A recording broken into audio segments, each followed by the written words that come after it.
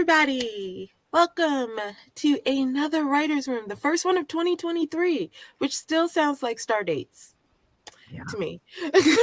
You know, like, was it Star Wars? Or no, Star Trek, when they would be like, star date 2023. Yeah. I was like, all of our sci-fi people are in the audience like, wow, they suck. Sorry. Not me. I knew it was star dates. Yeah, true. Actually, no, they'd probably be making fun of me because normally it's like star date 2/6/2023. Uh-huh. Do you know my cousin one time tried to figure out like if they were actual dates backwards or if maybe there was like the year in the middle, like it was like the month, the year, the day. Or if it was the day, the year, the month. That actually does not surprise me. I really think kids today just don't have an understanding for how much more time we had before social media. So like I could figure out all kinds of stuff that was not important or relevant. With me on an Encyclopedia Britannica from 1977, I could really figure something out. Do they even know how to open an encyclopedia? And no. Like, do they even know what it is? I don't know.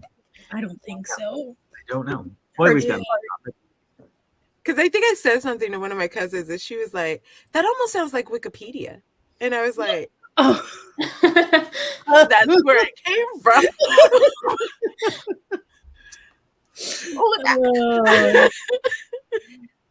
Look at we have just completely dropped y'all in the middle of the writer's room because this is basically what we do every time we get together. It starts off talking about writing and then veers off into some strange continent. So welcome, everybody. If you're new here, the writer's room is the three of us, Morgan Lee, Barrett Laurie, and we sit here and we talk about different stories and how we can help each other. And today we have a special guest. Hey. Des.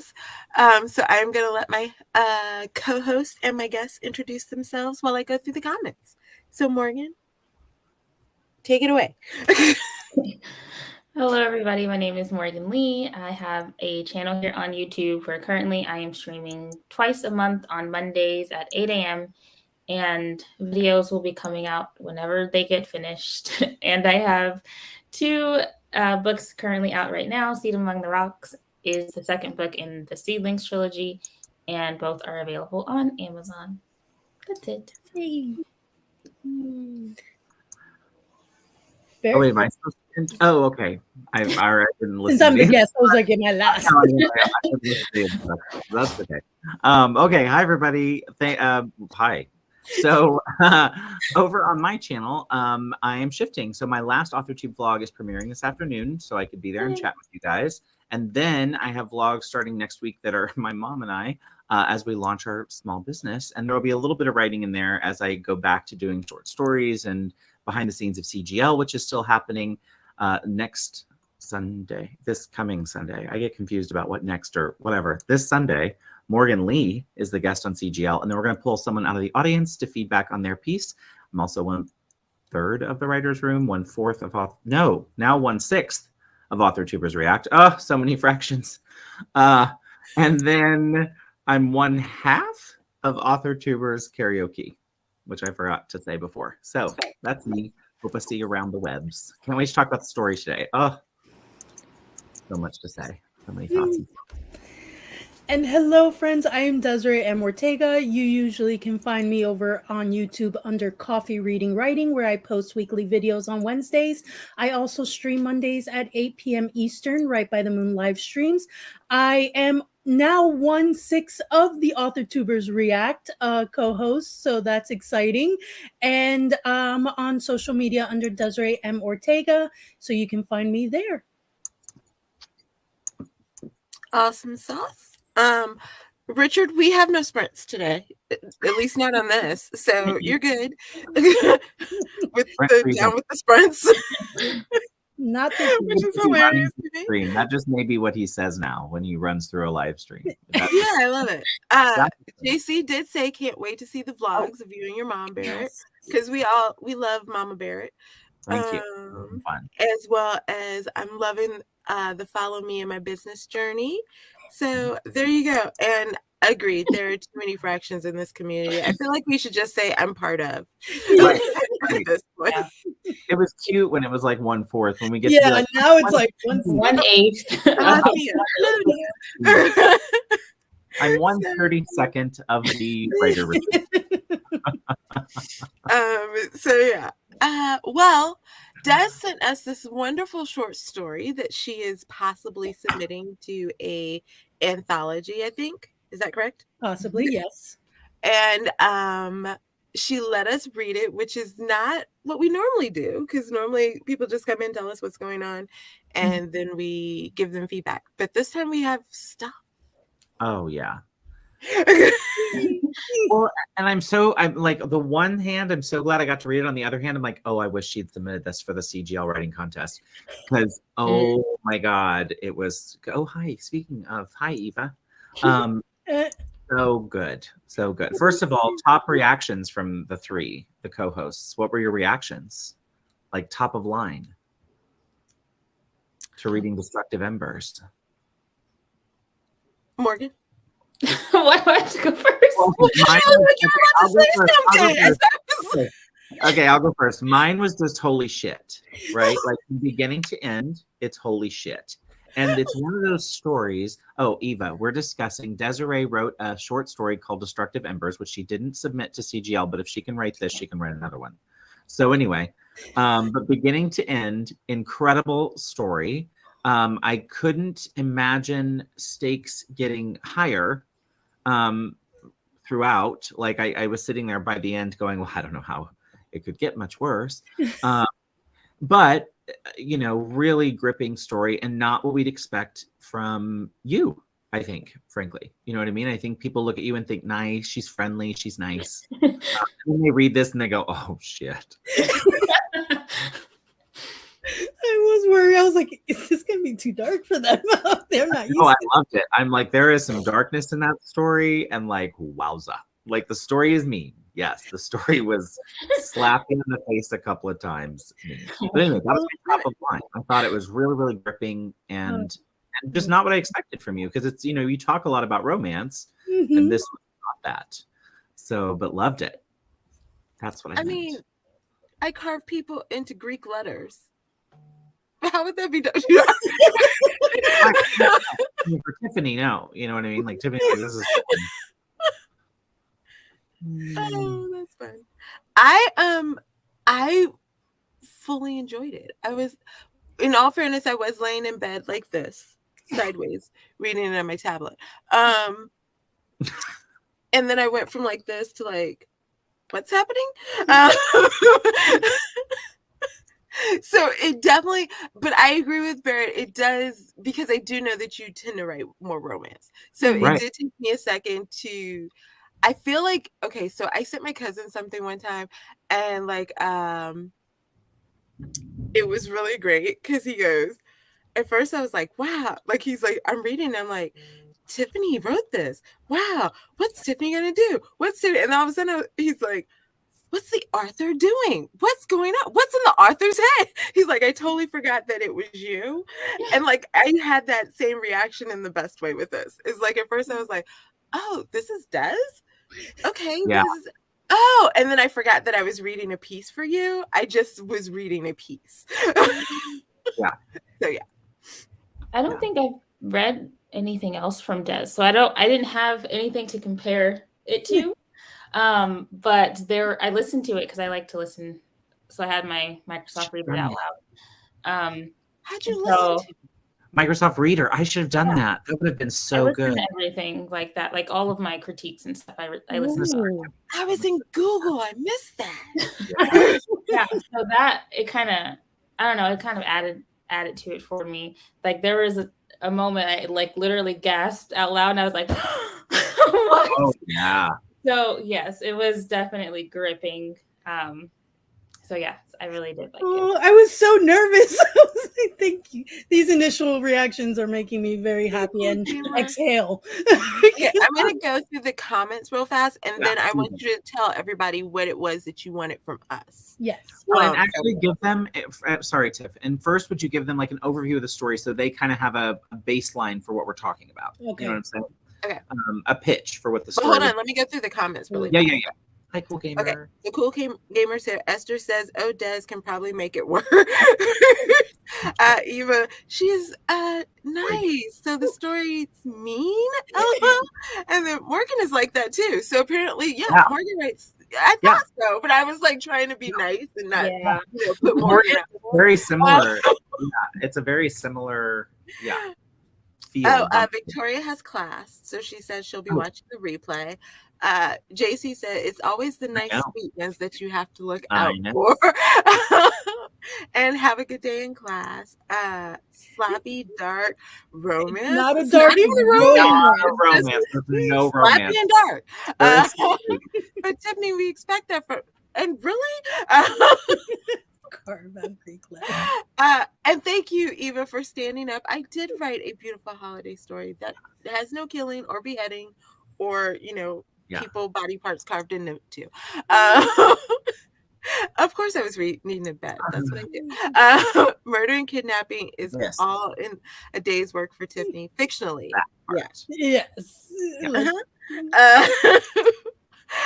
Though Tiffany as a person does give off more happy holiday vibes than aggressive kidnapping vibes, to be clear. Thank you. I've not read Des myself. And that brings up, that was part of why I wanted to go through this, because have you submitted anything anywhere else that somebody would have read some of your work? Not in this community. In this community so far. So this is first. And Esther said, I'm so happy for Des. She works really hard on it. Thank you. And no down with Google. Okay, so give us an overview of what the story is kind of about. Okay. As best you can. So Destructive Embers is a post-apocalyptic, dark kind of dystopian short story about a teenage girl who experiences a lot of loss and a lot of dark scenarios where life has just taken a very sad and ugly turn. Everything is about no restrictions in the world when it comes to anyone's desires, and pretty much it's a free-for-all. Think of like Purge in the sense, but full-time all around. That is the state of the world after just some sad destruction and crumbling of society. And so we kind of experience some key moments in her life that are traumatic and really steer her towards this one goal, which is to find this sanctuary location in the midst of this hell. And so that is the journey she's taking. And along that journey, there are some really sad and dark moments that she experiences to get there. Well, okay. I'm going to say one thing real quick. She managed. The first thing you ask is it a story beginning, middle, and end? So yes. What's incredible about it is it's 4,400 words, plus or minus a few. So what's really incredible about the story is you really do go on that entire journey over those 4,000 words. And it doesn't feel like you're skipping ahead or rewinding, fast forwarding, slowing down. You know what I'm saying? The timeline feels very fluid. The narrative voice, really good. Morgan writes this dark, voicey, same age thing. So she'll be able to better tell you, how much you nailed that as a reader who doesn't read a lot of that, except when my friends read it. It's really good. This gave me, first of all, if it were a novel, it'd be super brave. It's a brave story anyway, because of the subjects it tackles for a intended younger reader. But I think that's good. And I say, don't shy away from that, because it wasn't so long ago that Hunger Games came out, and that story was pushing the envelope for what younger readers could handle and read at the time. And we look at that now and think, oh yeah, that's not, this story, for example. There's one little thing that happens 10 pages in that was a stakes raising thing, which threw in another of your trigger warnings about hey, might eat people. And you're just like, what? By that point in the story, you're like, I mean, seriously? Because it's one of those stories where as you go, you're just like, could it get worse for her? And then it does. So you know, that was just really, really well done. I don't know how someone could sustain that for 60,000 words, 75,000 words. I'm not sure I mentally could to write it, but my gosh, it was fun to read.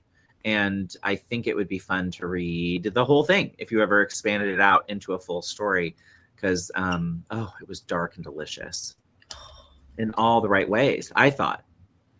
Okay, Eva wants to know, are you tossing it up on KU, which I know that's not your goal right at the moment.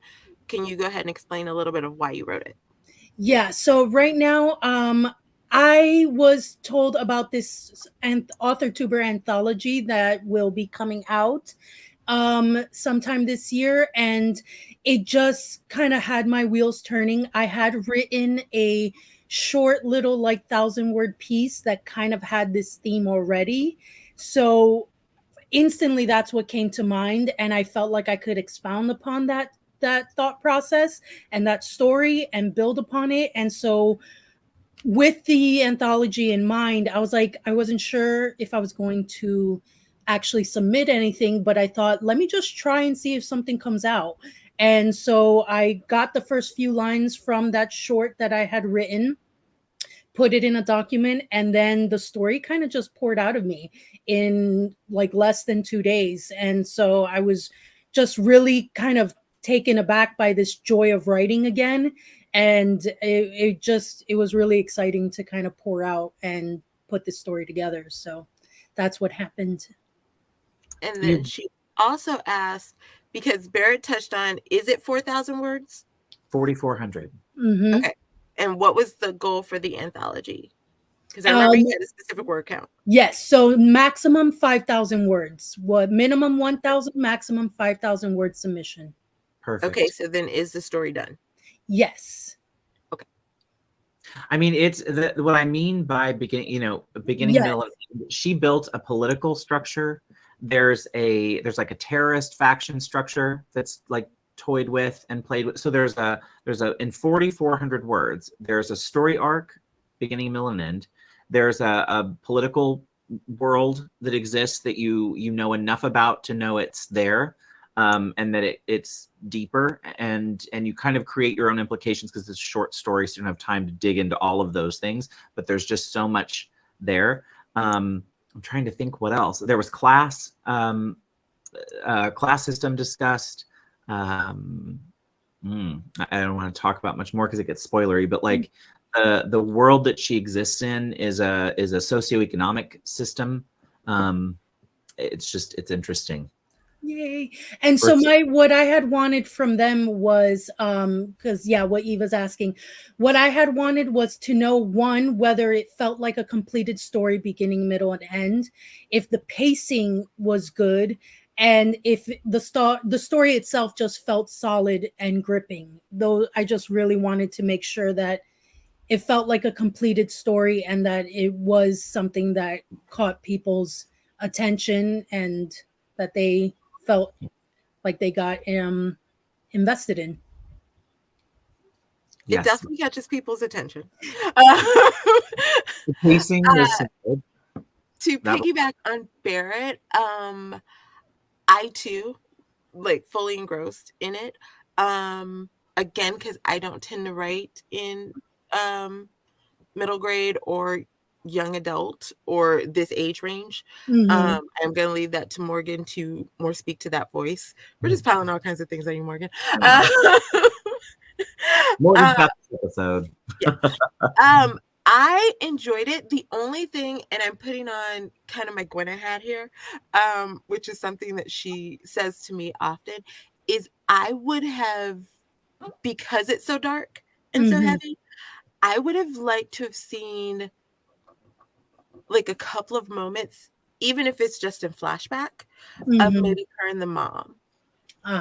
You know, like where there's, especially because you have a few extra 100 words to play with. That's why I asked for the word count. Where you can see kind of like, obviously we know there's a hard background. Those of us that have read it. And again, it is hard to say without getting spoilery.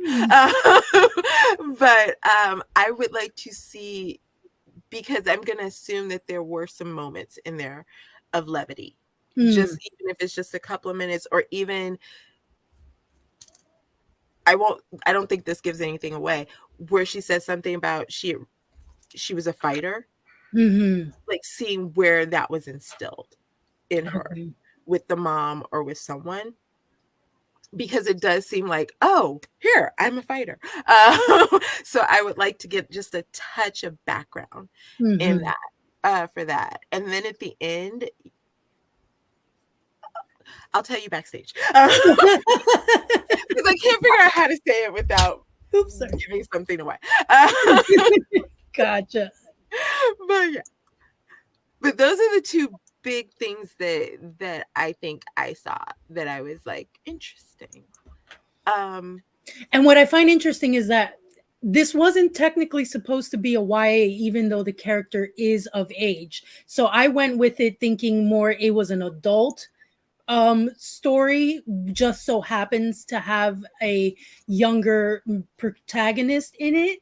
So that's interesting, though, that you would, what you said earlier, Barrett, about considering even putting that in the YA range for young adults to read it. I thought it was too, like, maybe it would have been way too. Here's the thing. I think the voice for me, it's always about the voice of the character. And so, for example, if it had been more of an adult voice telling the story and then seeing it through the character's eyes, that might be more adult. But this to me read like I'm seeing it firsthand from their perspective. And the voice sounded younger to me. You know what I mean? I mean, she sounds like she's figuring it out as she goes along, which to me is very like teen YA. It falls into that category. Yeah. Now, granted, I was still figuring it out at 30, so to each their own. But I don't know. I think with proper trigger warnings at the beginning. No, I mean, I would think that a young kid could read this. Here's the thing. Richard said something earlier I just want to touch on, because this will kind of maybe give it a little more. So he asked if it's an eat the rich story. It's just the opposite. It's more true to life, Richard. It's the rich eating the poor. And it shows it shows a sped up version of where we are now. And I think take where we are now to its worst conclusion. And that's what I think the future looks like. No, you're not. I was just saying it's not what makes it so interesting is it felt possible, right? Where, or it felt like a future I could see, you know, and feel. And I think it's important for younger readers to read that, especially at a younger age, and figure that out, because you look at the world you're in and you kind of see where it might change or how you might be able to change, especially as a young person when you still believe you can, you know, read those stories and take back some of your power. At least for me. Morgan writes YA, dark fantasy too. Would you agree with that, Morgan, for younger readers, or do you think it's too? Because it is a lot. I'm not going to say it's not a lot. The trigger warning, y'all, is a paragraph. It's like there's a good, you know, there's some triggers you got to watch out for. Yeah, I don't think that it's too dark for YA readers to read. Because I don't think there's anything like, it's dark, but it's not graphic. Right. Which I think is one of the main like distinctions that it's going to be appropriate for young audiences or not. Right. And then I just wanted to ask before I give some of my feedback, like what do you want readers to walk away from when they finish the story? Like, what do you want to leave with them? No, that's a good question.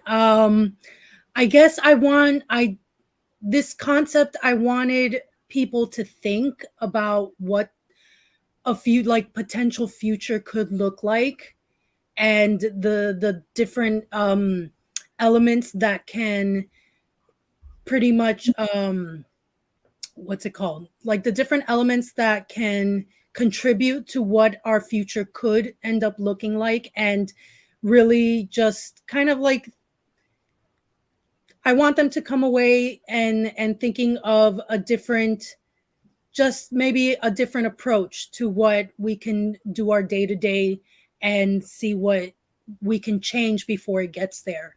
kind of a deal. Okay.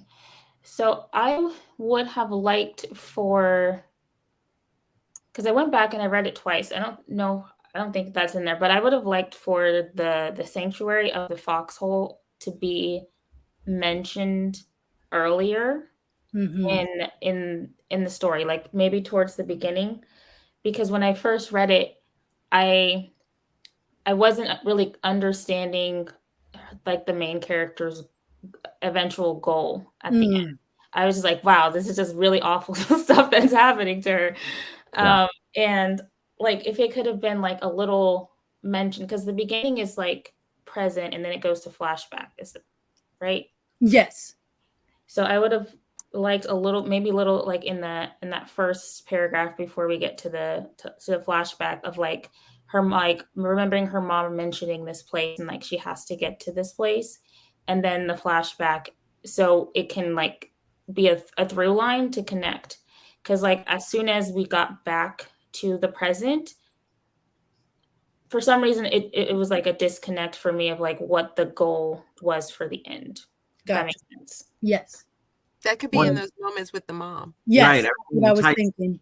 Tiffany's in, and that can be a sweet moment too, right? Maybe one of their only fleeting moments of happiness is mom's trying to, because essentially for a parent, wouldn't that be the light at the end of the tunnel, is the hope that you find the place for your kid to be safe? Yeah. Even if it's a dangerous journey to get there. So I think there's a way to mix all those notes together. Ooh, you guys are good. I like it. I'm writing these down. I can even see, because agree with the Esther. Character likes stories. I would say the main character likes stories. Yes. Like maybe that's a moment with the mom and her where they're sitting and the mom is explaining this story of the foxhole. Like that could be a good tie-in or something like that. Like maybe it's like she's telling it like it's this utopia type of story, and how she, and maybe it ends something like her being like, I hope you make it there someday, baby, or something. Yeah. And then like Morgan said, that's good actually. That would really tie it in. Yeah. And there could be a family member or a community member or someone that's there that mom's pushing towards or working to, right? There can be a family, my mother, my aunt, someone there that will find you if I don't be there with you, kind of a thing. Because again, it's like even in the happy moments, there would still be darkness in this world. I just don't see Disney. I don't see like Disney trips in this world. And Barrett just that's part of my idea that I said I would tell you backstage. The idea, well, I wasn't thinking someone, but okay, you gave me a way that I can explain it on stage now. I was thinking like if there's a moment where like maybe she sees someone and for a second it triggers a memory of her mother and she almost thinks that's her. And then that person turns around and she realizes it's not, but because of that feeling of safety comes to her, and that's why she's willing to walk through the door. Oh, I'm gonna have to take some words out to add all this. I like these ideas though. Yeah. I'm gonna go back through the comments real fast because there were some questions that I starred. Eva wants to know, do you see yourself writing more in this genre? Well, yeah, honestly, when I was writing YA solely many years ago, there was a story that was also kind of post-apocalyptic that dealt with human trafficking themes. And that story is something that I still have very close to my heart, that I already drafted a good portion of. So I pretty much back in the day, like dystopian YA was my passion. And those were the stories that I was writing more of. And then years later, I transitioned and went into adult romance. And so it's something that I see myself coming back to at one point or another. I do. Cool. Joanne just wanted to say, now I want to read the story. And Nia asked, is this told from the main character's point of view voice as she goes through this journey? Yes. So I wanted to let you touch on it because Barrett did, but I wanted to kind of get your feedback on it. Yeah, so this is first person past tense. So we are going through her name is Serenity, and we're going through her voice, her mind, her journey. It's through her perspective. Yeah. Okay. And Joanne would like to know, how dark is the story? I mean, it touches some dark themes. But like Morgan said, it's not graphic, but it does allude to a lot of dark elements that definitely require a trigger warning for some. Yeah. There is fade to black on anything that isn't violent. Yeah. Physically blood fighting violence. Everything else is you don't actually see the thing. Exactly. And Eva wanted to know, if it isn't a utopia, is it a dystopia by default? Yes. Wouldn't it be? I don't know. Let's look it up. I don't know. And then there was a bunch of comments conversation about SJ Mass and Bardugo. Yeah. Writing for teen characters in adult situations that they got into, as far as SJ Mass, I don't know. But maybe yeah, we could move the shelf a little bit into the adult. But they keep shelving them as YA. Yeah. So well, that's what they were saying. Hers is a little graphic. They are. Hers are graphic. I think Bardugo, though, I think okay, they but read younger. Not SJ like, Mass. Those stories. Yeah. Richard asked, is there going to be a reading? And I didn't know if that was something you could do or you wanted to do because of the anthology. Yeah, well, it depends. If I submit it and it does get accepted into the anthology, then for the first 6 months, it's their property to promote. And then after the first 6 months, I can then do with the story what I desire to do with it. So there are possible plans for that. But that we'd have to wait and see. Okay. And then Gwenna just stopped in, barely here, excuse me, but trying, loving just hearing the sound of y'all's voices. Aww. And we love just seeing your written words there, Gwenna. Yes, Gwenna. But everybody's sending her hugs. And Rachel came in. Good morning. I hope you're having a marvelous day. We are some hellos, and just Eva said, sweet, toss it up on KU after that. But then said, I don't have KU, just seems to be a current trend for authors and readers. Short stories on Unlimited, which is awesome. Because I was just like, toss it on KU, but I don't have KU.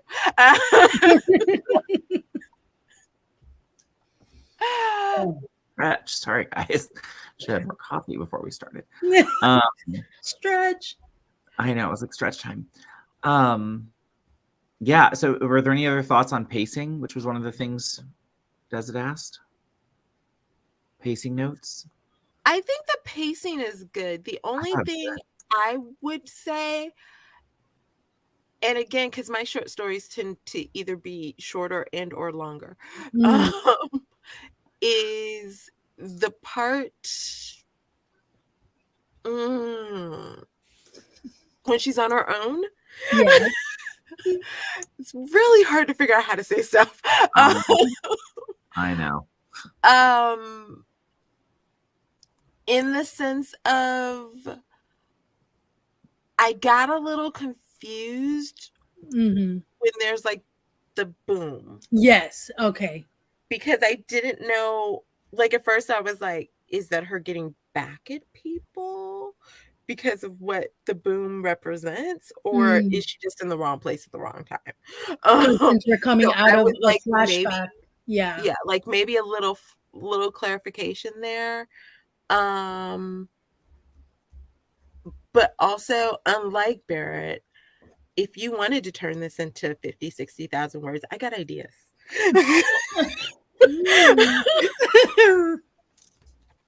Really, we must talk. Yes. I got ideas.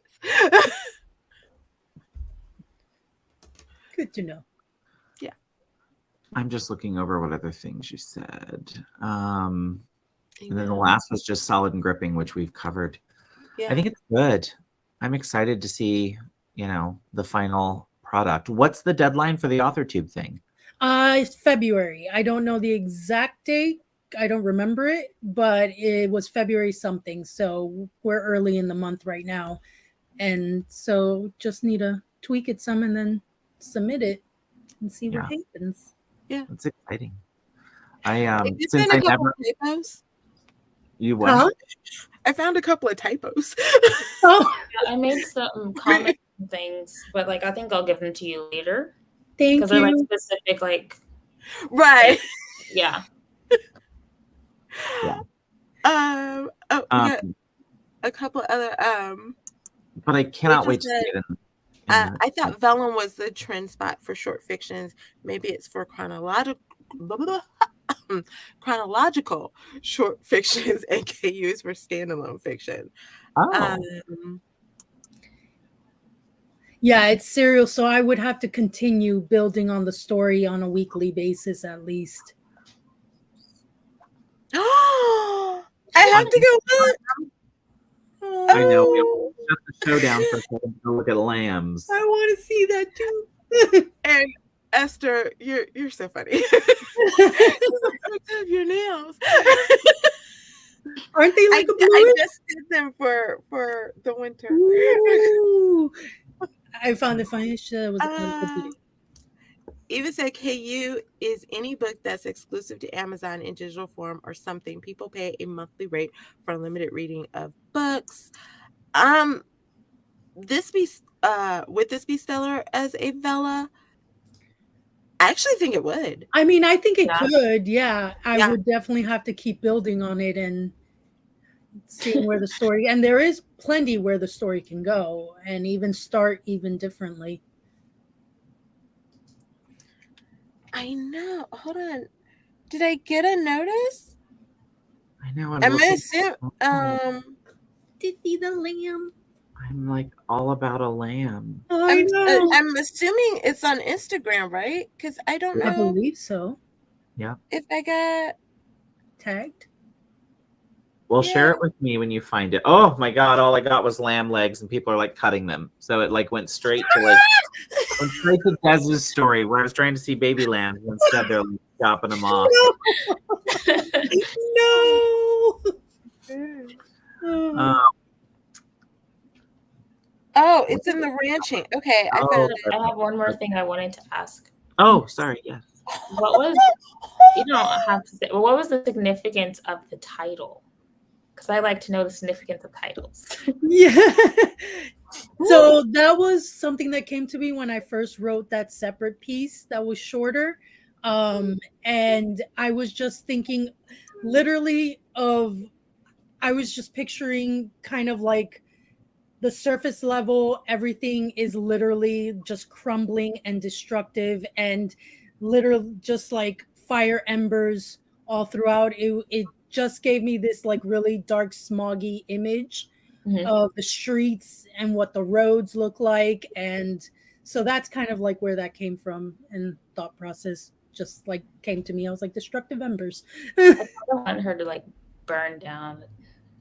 Ooh. Because I was like, I need that worked in somewhere. That fire or something. Burn something down. That was why I was questioning the boom. Yeah, like she needed to set something off. Okay. Ooh. The title, Esther, is Destructive Embers. Yes. If you all need me, I'm looking at lamb videos on this. Neither of them have names, so suggestions are welcome. I'm going to suggest don't name them Mary, and if you're going to make them into dinner, don't name them Tiffany. I am a very I think Barrett and Tiffany. Maybe Barrett, not Tiffany. I feel like you cut off a part of my arm. I don't know. Little lambs. Yeah, I mean, because there's other stuff we probably could say, but we don't want to spoil it, give stuff away. I want to thank you guys for taking the time to even read it. And I loved it. Yeah. I'm really glad that you guys enjoyed it to a certain extent, and that Tater and Todd. Tater and tot. Oh my Mint god. and sauce. I can't. Peanut butter and jelly. I think yeah, no, it was good. It was uplifting and warm, heartwarming.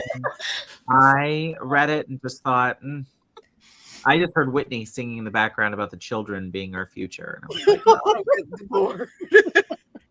Just snuggle up with the warm hot cocoa. no, but You know, that would have been an interesting idea too, if you didn't want to do like a family member or someone who reminded her of her mother at the foxhole. But Whitney If Houston, maybe it's kids. Whitney. Yeah. Oh. Yeah. That are at the foxhole. Like, you know, even if they're not her age. Yeah. But if they're like if you want to maybe make them say like 16 or 18, you know, 17, somewhere in there, that would be an interesting twist, because again, that also would give maybe that feeling of, oh, I found my people kind of conversation. Has she ever had like a friend like in her life? Because like it doesn't seem like somebody she could have like seen in passing or just like played with one time that reminds her of someone. Like it could be like that connection, like Tiffany's talking about, like that person there, like maybe she saw them, or like once she remembers a redhead girl and from her childhood or something, or I don't know, something like or mom's friend, like maybe the mom had a friend that like one day just mysteriously disappeared, and you know, like everybody was kind of like, what happened to her, you know, kind of conversation, and that's who she sees, something like that. Yeah, I like it. Okay, writing. You can make her mother a twin, and she could actually see her mother. That would be traumatic too. Yeah, if we need to stretch it, I think. Poor Serenity. Oh, see, and I would do something like that, just randomly popping a twin. I know, right? I know. Dun, dun, dun. I'm gonna go out on a limb, Des, and say you did not just add to your Instagram story, but somehow that's the notification I just got. Oh, yeah, I didn't. Not now. Not for the last. Yeah, it just popped up. It's like, now Desiree added to Richardson. Lies. Lies. Yeah, that would be an interesting twist. I gotta rework this now and kind of play around so I can make sure I don't pass because again, I am an overwriter, so I'm like, I need to be careful with that 5,000 limit. But it makes it doable in 5,000. Yeah, no, I know. I just gotta edit. Well, because I think the thing with short stories is, and again, my limits, you know, when I do them, like for the ghostwriting, it's way more than 5,000 words. In the sense of a short story conversation, it's almost at the top of that limit. But I think the key that I found is to find the most concise way to say something. And I think that's one of the things that I love about short stories is that it stops you from being an overwriter, because you can write like 3 paragraphs and be like, okay, what's the most important stuff? And then concise that into the small portion that you need. I love it. Which at least I am proud of myself that I even made this story in 5,000 words. So I'm like, I'm actually glad that you guys enjoyed it and felt like it was pretty much like a full story. Oh, it is. Where it's at, because I was worried. I was like, can I write a short story? I don't know. Let's see. And our lovely co-host Barrett here threw a question in. What is the worst thing you've done to your characters? This is for everyone. We'll let everybody else take that. As I know the answer to yours, I just these are pretty bad, yeah. But I'm like, yeah, what's the worst? Ooh. I always love these. They're juicy. I don't know. I would just say, if you'd like to know what I do to my characters, check out my Vela called Come Find It. Kidnap and ransom. New episode up just yesterday. With names spelled properly. Yes. Yeah, That I believe so. honestly be any of us, I think. Like if I walked away from a story for that long, especially if I've been creative with names, yeah, that would be me. It was, you know what? It wasn't even so much that I completely forgot their names. It was more that I was like, how is it I forgot how to spell it? Like that. It was like, it was Declan. He's the main character. How do you forget to spell your main character's name? Gwenna. Sorry, I just read Gwen. Oh, I know. Oh, They have them watch their newborn baby be drowned alive and then cannibalized to feed the other children on the deserted island. But here I thought mine was dark, but okay. I don't know. And there you go. Did they barbecue him on a spit? Because otherwise. Oh man. Oh, okay. Oh, okay. Mm-hmm. Put down a drop cloth, girl. Had main characters get completely new names for a while before I thought it. Yeah, I've done that. It's fun when you go and search their name though to like do an edit, and you're like, they were on more than the last 50 pages. I haven't done that, but I do have just for you, Barrett. It was on a spin. Great minds. I haven't written something where I've like written the main character's name wrong and then all of a sudden went back and realized it. But I do have a story that I've been tinkering with for quite some time. And I renamed a main character and I can never remember her new name. So I just call her by her old name every time I talk about her. But when I'm writing it, I write the new name. It's just if I'm talking or I'm thinking about the story, I'm like, Larissa did such and such. Because I can't remember her name, like, except for when it's in front of my face. Oh, yeah, I'm outlining and I totally like Alfie is supposed to be Artemis. And I'm like, no, who's Alfie? 50 Alfies in my outline, but that's not who it is. I died at least twice. Avi lost his family only to find his son is an assassin. His assassin. Avi realized that infinite reincarnation equals permanent loneliness and culture shock with each life. Oh, that does sound like I like that. I have two main characters in my fantasy that I forget and rename them so often. That's funny. I have a short story that I was going to put on the CGL. We used to do these like weekly flash fictions, and I wrote one that I didn't publish because I was afraid it would be too much for people. But that basically a father has to choose between which child he's going to kill. That was tough. That was, but fun. I loved every second. Was it Abraham and Isaac vibes? I know. Yeah, that's what I was thinking. that was the inspiration. Yeah. There we go. Yeah, that's what I feel with this story. I'm like, I really loved writing it. It was dark but it was so much fun. Yeah, it is. I think it is, right? I think it is fun to like dip into our worst. These aren't real names, right? I'm trying to I'm see like, what is it an acronym? Yeah, I'm like, is it an acronym for something? I'm like, I don't buy you. I don't. Yeah, I'm like, are these acronyms? What's happening here? Eva would like to know: did he choose one? And did the surviving one avenge his brother? No. They turn around and kill the father. Ooh. Oh, Plot twist. I like. Love it. Well, there we go. And she just legitimately slapped the keyboard. I like it. Yeah, I like a Any little other story questions? We got about 10 minutes left. Any other ideas? Any other comments? Any other random things? Even from the chat. Anybody got a problem we can like work through in 10 minutes? 15 if we push it.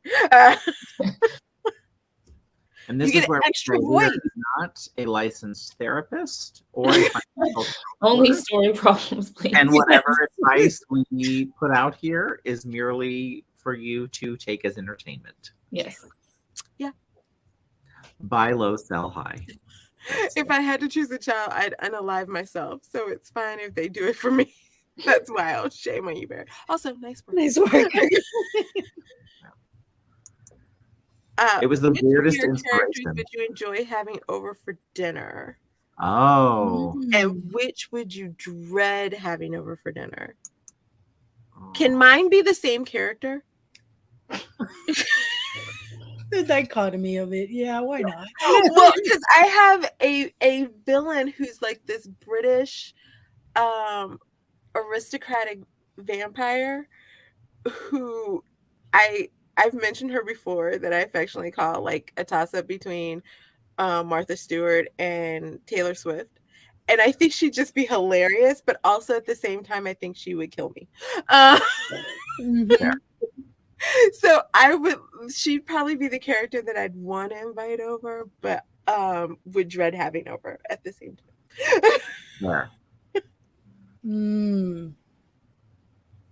I don't like having people over for dinner. Morgan's like, just no. You're not invited. We're not gonna come to my We're house. not home. Nobody's home. Oh, that's awesome.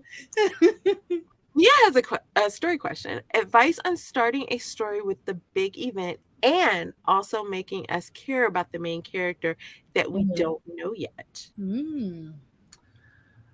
Oh, well, if I'm going to use Des's story for a second. Oh, I certainly don't want any of the cannibals over. Right, exactly. We're vampires.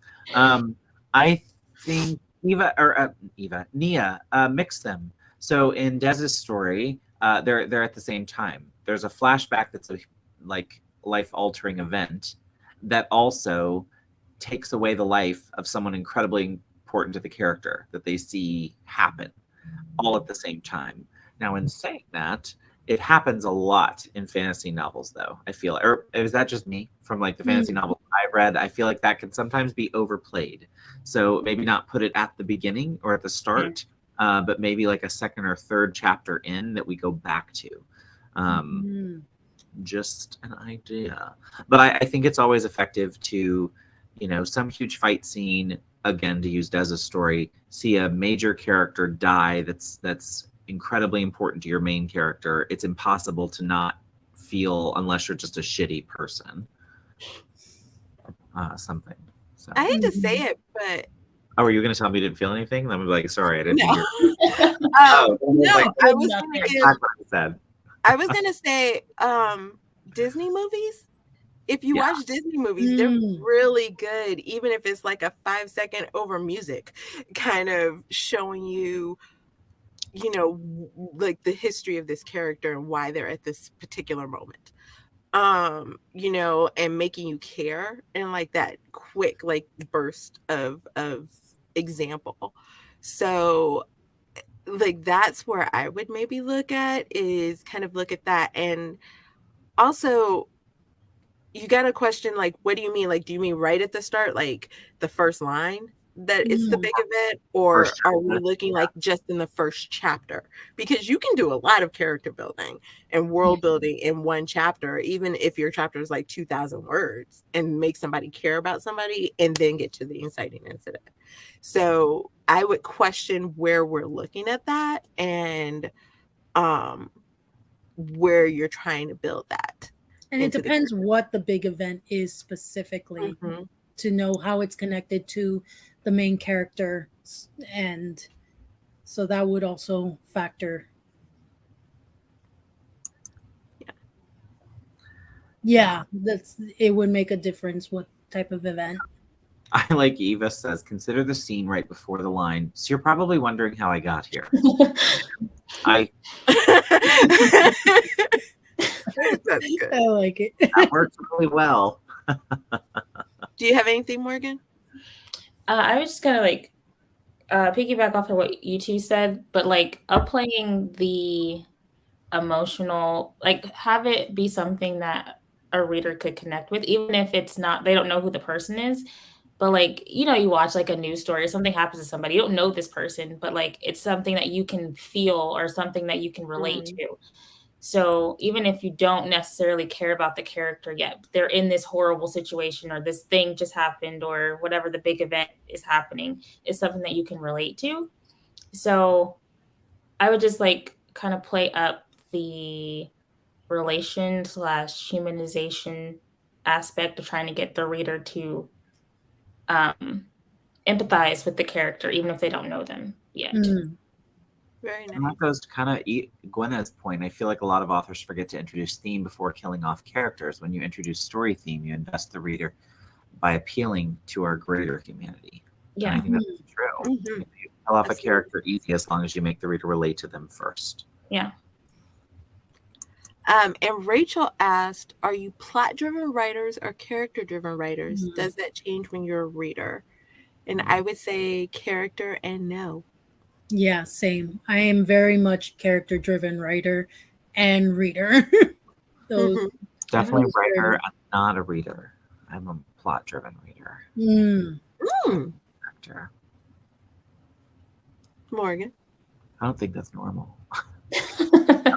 About it. I'm like, I don't think that's the way it's supposed to be. It's not supposed to be anyway, period. Yeah, whatever. I guess I would say character driven for both writing and reading. Okay. Eva said, plot-driven writer, character-driven reader makes it hard for me to avoid imposter syndrome as I don't connect with my characters, but I do with their experiences, which is very interesting. I think there was a couple of other answers. Maybe not. I'm just going to go through the list. Rachel also asked, do any of your characters enjoy reading or other hobbies? I always give my characters hobbies. Same.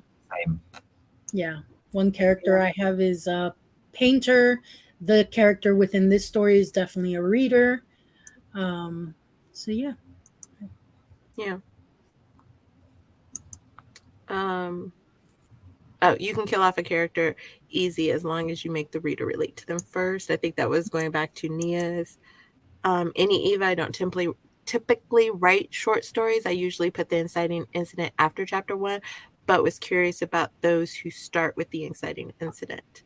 I do short. Well, I've been doing short stories recently. I don't start with the inciting incident either.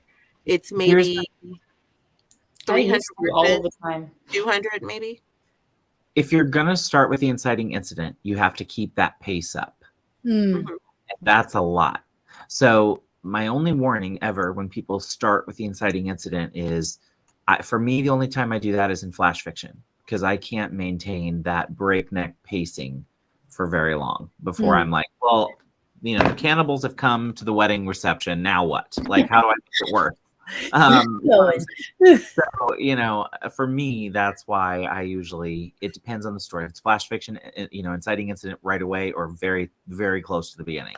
Short stories, you have a little more runway because there's more space and time. And like I said, I can't keep up that pacing. And think about like the Christmas stories that I read to you guys. Most of mine didn't start with the inciting incident. It was a little bit more about the character. And then maybe in the first top half of it, then you got what was bringing you into the story or why this was an important moment in the story. So, I used to start all of my stories with the inciting incident because I feel like someone told me that. Like that was how you write a story. Is like you have to start with you have to get the reader the hook, and then you have to have the inciting incident. Like it has to happen like rapidly. So I don't do that anymore now because I've read a bunch of craft books and story structure and all that stuff. So, but yeah, it's not easy, and I don't think it's as effective as like having a setup and relating to the character and then thrusting them into life-changing circumstances. They'll come when they come. Eva said, try creative non-fiction short stories, maybe. Write a main event you lived, start with it. The personalization of the character is easier when it's you. Very nice. Yeah, Nia. Rachel said, or in my case, they're around for 2 books and then killed off in the 3rd. Lots of time for attachment, plenty of close calls, seems to have plot armor, and boom! Oh, I feel that. I can be or do either plot-driven or character-driven as long as I get invested. I always give my characters hobbies, even if they can't do the thing. Nice. Yeah. They can't do it, but that's their hobby. Yeah. Are any of your characters also writers? I feel like I have one. No. No, none of mine are, now that I think about it. But mine are I do usually have some photographers, though. Actually, my current one for the Project Stars, one of them is an editor at a magazine. And a lot of theater kids. I think I have 2 photographers. But I also just bought, like there's that emotional thesaurus. I bought the job thesaurus too. Because I'm just like, I'm running out of new ideas. I'm running out of occupations. Yeah, I'm running out of occupations. And one time we have a community college nearby. And I remember I had this friend of mine in college that, granted, in all fairness, she changed her major about 3 times in 1 year. But she just went and got like the book, that has all the different classes. And she just started at the beginning and like went down the list of all the different things you could major in to try to figure out what to change it. So I went and found one of those, like the course catalog for us for like the community college. And I keep that on hand in case I need to come up with a job for my characters. So each of my characters have a passion, either as a hobby or a way of life, depending on the character genre. Okay. Jenny, age 12, she's a writer in my middle grade series. Oh, that's cute. I like that. I'm kind of glad that a lot more writers give readers hobbies. For a long time, it seemed like most books had amazing stories, but 0 hobbies for characters. Very interesting. Or is it Katie? I feel you, Eva. I don't know my characters either. I heard the early Arthur Tube advice about starting with the exciting incident. I often thought, but why do I care about this stranger? So yeah, I lost my place. Where was it? There's a job thesaurus. Yeah. I'd look it up and show it to you, but I'm on a green screen and my screen wouldn't show up. So if I can think about it, I'll put it in the boxy box down below. Would have been helpful in high school. Irony of all my hundreds of characters across stories, the only one that is a writer is the one whose kid got drowned. At least they drowned him before they ate him. You know what I mean? Like, there is a thesaurus for so many things. There he is. Ooh, that's rough. The story timeline starts at or sometime before the inciting incident, but the novel or story itself can be told in any order. That's the fun of writing. Breaking rules, starts trends. Save the worst plot lines for the ones close to my heart. It's Jenny. But Katie gets a story into the school newspaper. Spoiler. In an apocalypse, it can be hard for the character to do their hobby. Why I say even if they can't do it, they're busy trying to survive. But to use kind of Barrett's point about Hunger Games, I think shooting an arrow was Katniss's hobby, and then it became her survival. So you could still kind of work in a hobby and make it work. There's no rules. Put your shirt back on. There's one rule. All right, guys, we are done for the day. So if you would love to join us, if you have problems with any of your stories, if I'm not sure she had an option for a real hobby, did she? It's true. I mean, not so much. But please let us know.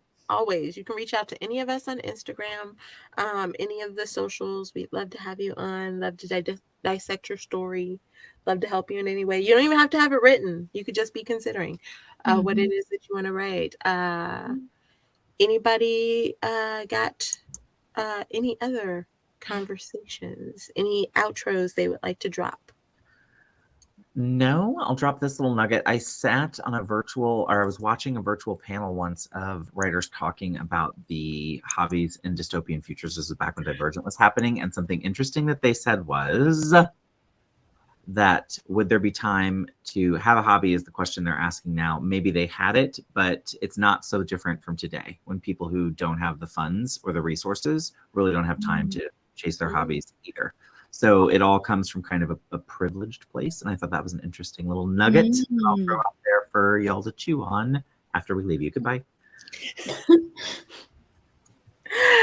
Oh, music, great writers room session. So with that, guys, we are going to say goodbye.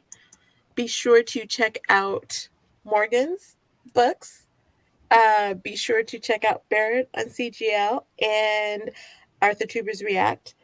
Does on Arthur Tubers React, and all of us across the interwebs as we stream, as we do stuff, and as we share. All right.